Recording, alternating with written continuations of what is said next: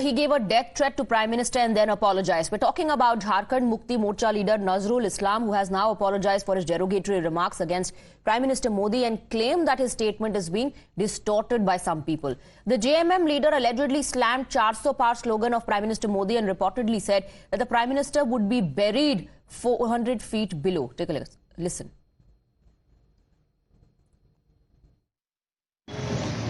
नरेंद्र मोदी की आत्मा में धीरे धीरे अब हिटलर बस रहा है।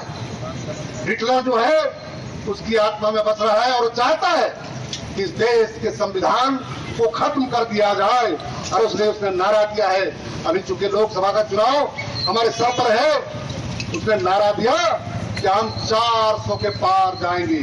मैं आज आप लोगों से कहना चाहता हूं कि 400 के 400 सीट नहीं, 400 फीट के अंदर नरेंद्र मोदी को काट दिया जाएगा। Bharatiya Janata Party has hit out at the INDI leaders demanding an apology and also a strict action, in fact, against the JMM leader. It's absolutely shocking the way Indie Alliance leaders are targeting Prime Minister Narendra Modi. Earlier it was just their nafrat bhare and zehrile bol. Now they have stooped to such level that they are talking about burying Prime Minister Narendra Modi 400 feet deep under the soil. This is a direct threat to kill him, and we have demanded strongest of action.